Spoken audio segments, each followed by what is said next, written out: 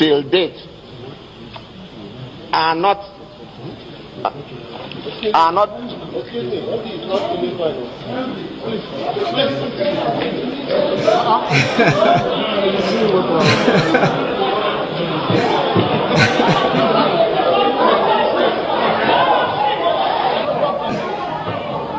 What are you doing? What are you doing? His name is Paul Biya. And guess how old he is? 92 years. He is older than the atomic bomb, older than space travel, older than the United Nations, and of course, the computer and the internet. Plus, he's been president since 1982. Millennial, Gen Z, Gen Alpha, it doesn't matter. Everyone was born under President Biya. But he's not done yet. So he could be president until 99 years of age. 1/3 of the country lives on less than $2 a day. Corruption is rampant and security is fleeting. So how does Biya win every time? Because he controls the game. The election commission is headed by his ally, so the game is rigged in his favor. Cameroon's median age is 18. Around 60% of the population is under 25 years of age, so naturally there is a gulf. Africa itself has so many examples. Zimbabwe had Robert Mugabe. He ruled from 1980 to 2017. That's 37 years of uninterrupted rule until... I don't think the problem is how long they ruled. I think, according to African tradition, as long as their leaders doing a good job, then they can stay in power as long as they want, as long as they're doing a good job. And if they weren't doing a good job, the elders could come together, vote, and, have them removed.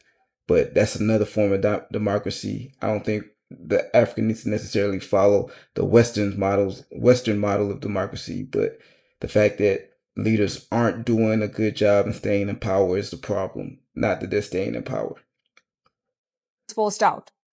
Equatorial Guinea has had the same president since 1982.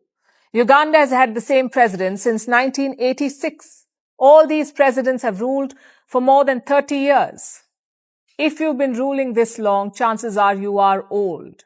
Like I said, Paul Biya is the oldest at 92. This is not ambition. This is not service. This is hunger for power. They don't teach you this in school, but the very first free black town in the Americas was in Mexico.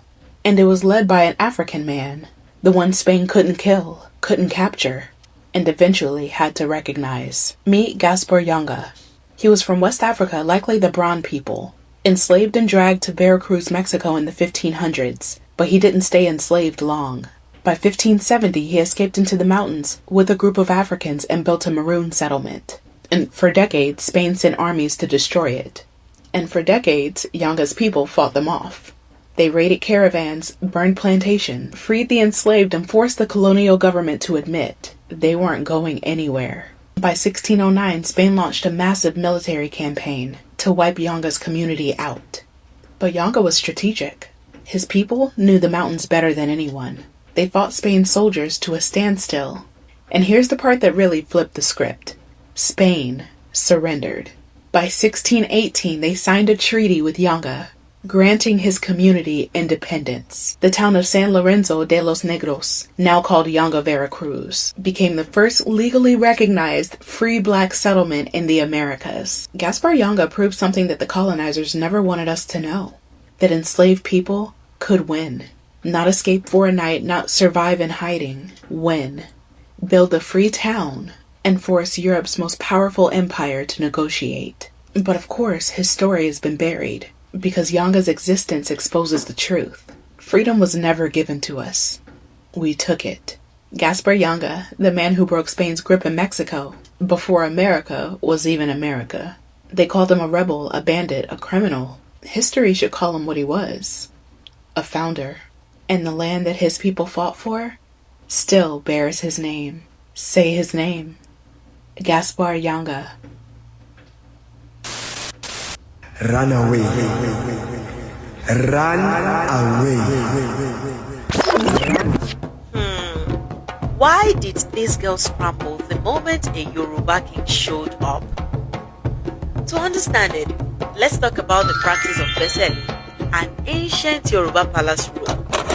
Back in the old days, In the royal courts of Yoruba land, if a woman caught the king's attention and he decided he wanted her, she could instantly become his wife.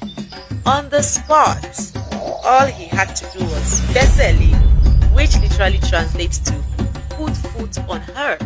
But of course, the king wouldn't physically be out stomping on women. It was just a dramatic way of saying, she's mine now. The gesture meant this woman now belongs to the king. And you may wonder, what if she was already married? Well, this was not the king's problem. An aroko, a symbolic message, would be sent to her husband telling him, Ọba ti gbẹ́sẹ̀ lé ìyàwó ẹ̀, which means the king has claimed your wife. Damn. The husband would be compensated, of course, but even if he were against it, there was nothing he could do about it because the king owned all. This wasn't always a common occurrence, but it was real enough that men kept their wives far away from palace grounds. One accidental stroll and congratulations, you've been married off into royalty. So now, when you see women clearing the road as a Yoruba king approaches, you know why. There's a congresswoman that's about to be sworn into office, which gives them the votes for the Epstein case, to release the Epstein files. They do not want to swear that woman in. So they shut down the government. And You're talking about the black lady in Texas, right? No, I'm talking about Arizona. Arizona? There was a emergency election. Somebody died, something like that. And this new congresswoman is coming in. Well, now they have enough votes for the Epstein files once she's sworn in. So all of the Republicans went home. They're not negotiating. During a budget thing like this, look, this has happened before. We've shut down the government before. But they're tirelessly negotiating, trying to find a spending bill. They sent them home. They said, no, we're not going to negotiate. These guys just want insurance for immigrants, and everybody go home. Because the second that they come back and they go into session, they're going to have to swear in this congresswoman. The second that they swear in the congresswoman, they're going to vote on the Epstein files. Now they have the votes for the Epstein files. Those files would come out because it would force them to put it out. Are you telling me this is what the shutdown is for? That's wild. Shut down the whole government. Imagine what's on those tapes. Imagine who's on those tapes. That's why the government is shut down. God. So if you want to ask whether it's going to happen, it's already happening right before your eyes. Got it. But people are not paying attention enough to say, wait a minute, that's wrong.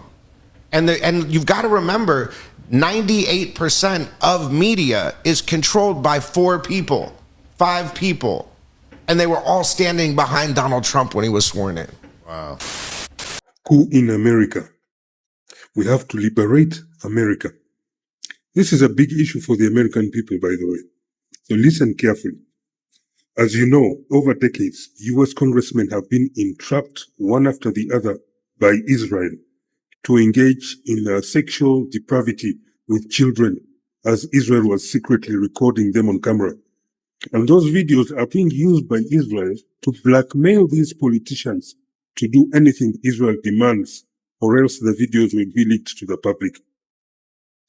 I believe the same blackmail operation has caught many leaders in the UK and the EU as well. And that's why they all act odd and look soulless when they have to defend Israel's crimes, because they are under duress and can't reveal their plight to anyone. By orchestrating this blackmail operation, Israel conducted what is essentially a coup d'etat against the democracy that US politicians represent. Israeli operatives have thus usurped the American people's sovereignty over their own country by blackmailing these representatives to serve not the interests of the American people, but the interests of a genocidal foreign country first. The politicians are then given their marching orders and talking points by Israeli agents under the Israeli organization called AIPAC. Every congressman or woman has a person they call an AIPAC babysitter, who tells that politician whatever Israel wants them to do on any given subject. You could just as well call the babysitter a personal prison guard or a minder, just like in North Korea. One of the most important actions these politicians must take is to always approve U.S. foreign aid to Israel every year without fail. But after the money reaches Israel, part of it is then sent back to America from Israel to be used by AIPAC to buy more U.S. politicians and also fund the election campaigns of the other politicians who are already under Israeli blackmail, so that they continue serving Israel in Congress to vote for more foreign aid to Israel, which the politicians will again receive more kickbacks from. Basically, these politicians are being coerced to engage in a cycle of corruption and money laundering, where they approve funds to Israel while receiving kickbacks from Israel from the same funds that they approve for Israel. These are federal crimes under U.S. law. Now, besides approving money for Israel, they must also defend any action that Israel takes in the Middle East, be it genocide, air attacks on neighboring countries, or forced starvation on Palestinian children. This has been revealed by UK politician Jeremy Corbyn, who refused out. Guess who runs the No Kings movement? The very professional, well-funded nationwide protests. Millions of angry people, but they're not from Israel from the same funds that they approve for Israel. These are federal crimes under U.S. law. Now, besides approving money for Israel, they must also defend any action that Israel takes in the Middle East, be it genocide, air attacks on neighboring countries, or forced starvation on Palestinian children. Release the Epstein files. This has been revealed by UK politician Jeremy Corbyn, who refused out. Well, he's going to get a third term. So Trump 28. Trump is going to be president 28. And people just ought to get accommodated with that. So what about the 22nd Amendment?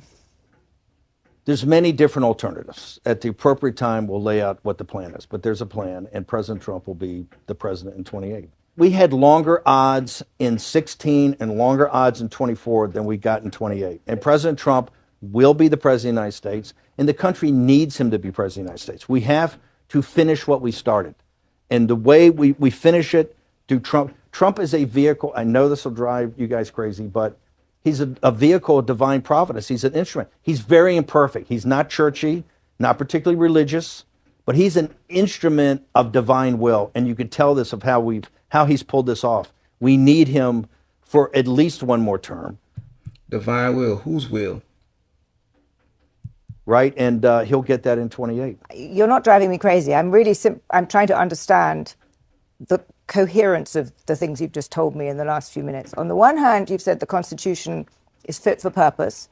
Secondly, you've said that President Trump needs another term, even though the 22nd Amendment makes pretty clear that he cannot have another term. Why does it make that clear? Because he's on his second term already. At some point in time, we will make sure we go through, Zanny, and define all those terms.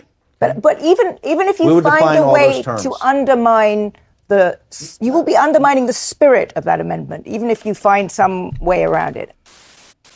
The Lord just be doing his big one. The Lord just be doing his big one. Kash Patel wanted to wish his people a happy Diwali, right?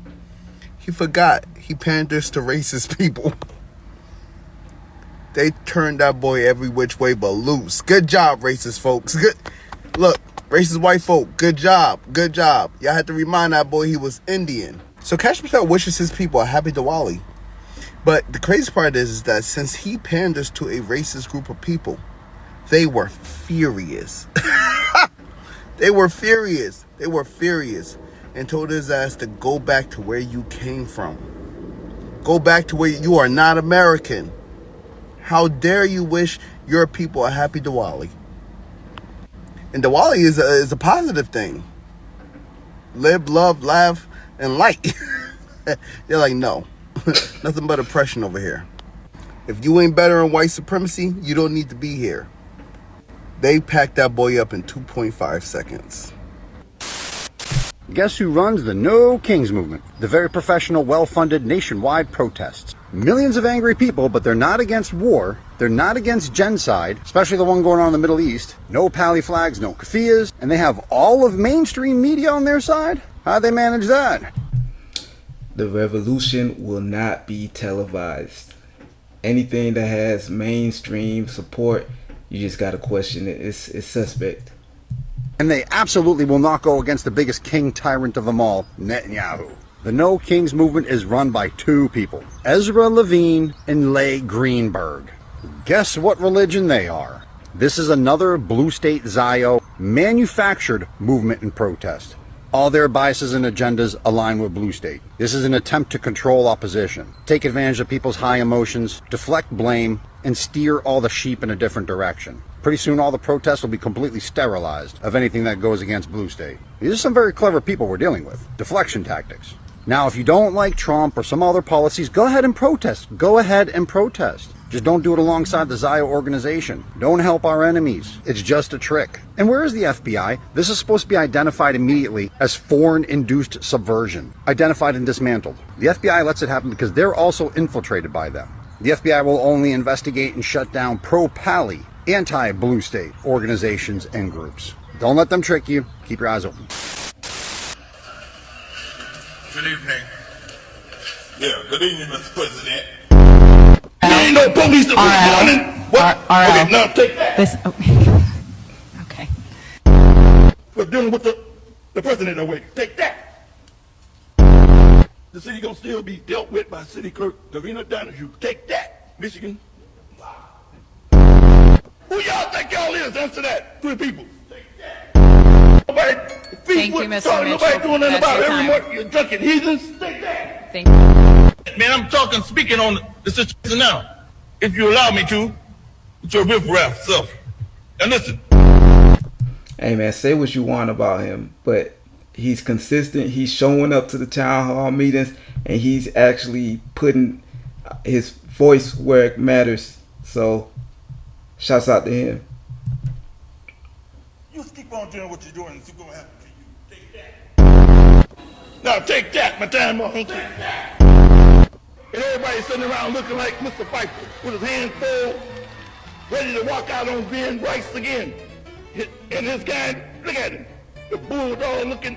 I mean, say something now. You and the school teacher right next to him, but she agreed with the Michigan State, with the professor, because that's good. Because we don't get our money no matter what. Poison us in Flint, think you don't get away in the President Obama drinking that Flint River water, talking about it's all right. Who do you think you is? Chicago? Chi-Town? Thank you, Mr. Mitchell. Thank you, Mr. Mitchell. Take that. Thank you, Mr. Mitchell. I want Madam. all that money back what you took from me. And Mr. Wait, no. But anyway, that man back there was talking about delinquents own the property, talking about a second chance. If anybody get a second chance, I'm gonna get. I didn't mention his name now. The spaghetti dude talking about an offer you can't refuse. So his name start with like the spaghetti, the mafia. This guy right here, I can't. Anyway, and Madam President, just give me my money from, cause I'm an American dream. I got a house with a picket fence around it before I got that started. I got a family and stuff. They still around here in this city somewhere. It just costs up. I'm all naive, like I ain't saying nothing about it, like they ain't still living in this Black History Week 2 month in Mayor McCree. You think my mayor gonna walk out like Mayor McCree? For Miss Fields, because she don't know how to apologize to Mr. Mays and to Mr. Davidson, where she attacked Mr. Davidson and above all attacking the mayor of Flint. You know good well. Yeah, we appreciate it as the peoples of Flint for apologize, because this Miss Fields, she know how to apologize, but she won't. She's just like George Wallace over there, denying a little black girl to go to the school, making a government shutdown. What? Mr. Mitchell, and I know that compilation was meant to make him look crazy, but to me the main problem is how come he was only one there complaining about different things. I'm sure there will be more action if that place was full with other residents. So from the Rothschilds to the Lee family, are protected by the 9 Black Greek secret societies of Black fraternities and Black sororities. Well, in the 1969 book, The History of Sigma Pi Phi, Alpha Phi Alpha protects the Rothschilds. Kappa Alpha Psi protects the Oppenheimers. Omega Psi Phi protects the Warburgs. Phi Beta Sigma protects the Rockefellers. Iota Phi Theta protects the Astor family. Alpha Kappa Alpha protects the Bilderbergs. Delta Sigma Theta protects the Habsburg family that exists to this day. Zeta Phi Beta, another Boule secret society, protects the Sassoons. And Sigma Gamma Rho, RHO, protects the Lee family. Wait a minute now. So you have 9 Black Greek letter secret societies. Braiding hasn't seen innovation since braiding was invented 5,000 years ago. That's why we're building Halo Braid, the first patent-pending hair braiding robot that saves time for stylists and their clients. Stylists start the braid, Halo finishes it, and we reduce braiding time from hours to minutes, making braiding joyful, not painful, and allowing a stylist to grow their business without destroying their hands. Our devices have done thousands of braids and braided full hairstyles like mine for the past year. And we use machine learning to match professional quality, but to do it 5 times faster. So now we're excited to realize our mission of saving billions of hours spent braiding hair each year and transform an industry that hasn't changed in thousands of years. Thank you. 3 potential issues I see. One, of course, jobs, but that could also open up new jobs. So instead of them braiding here, they could be engineers working on the robots or coding or programming the robots. The second thing is just the skill of braiding hair. If we have all these robots doing it, then we'll lose that skill to be able to braid our own hair ourselves. And then 3, probably the biggest one, the most likely to happen, is somebody else coming outside the culture and buying the technology and then owning it. So, but shouts out to them. The No Kings movement just tried to kick out Code Pink from their rally. You're at the wrong event, dude. I don't think so. I'm sorry. Why do you think this is the wrong message here? Because this is No Kings. This is about the United States. This is commonly reported from them, actually. In Philadelphia, pro-Pally were outright denied too. No Kings is acting like kings.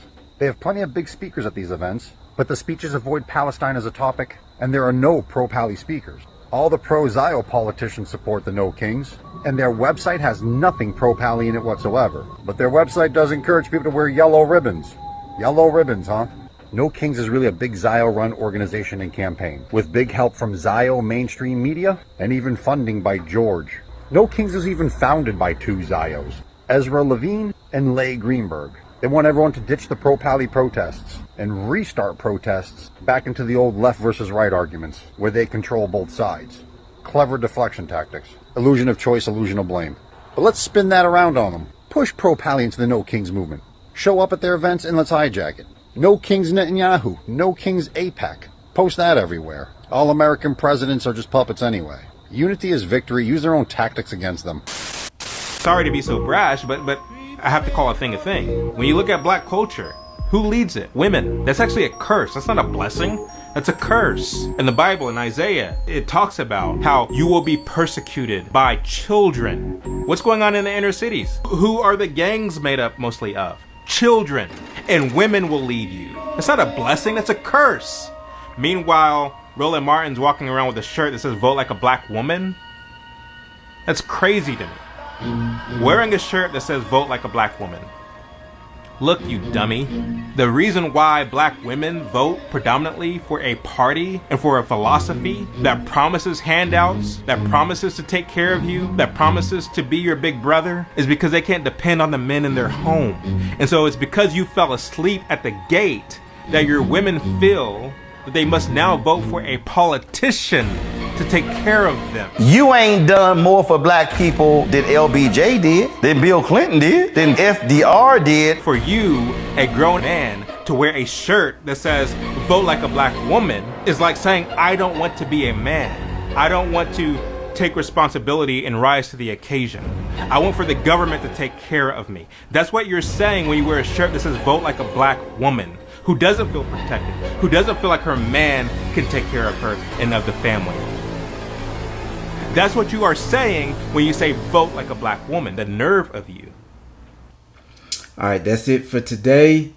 Thanks for rocking with me this far. Please like and subscribe so you don't miss the next videos. Until next time, peace.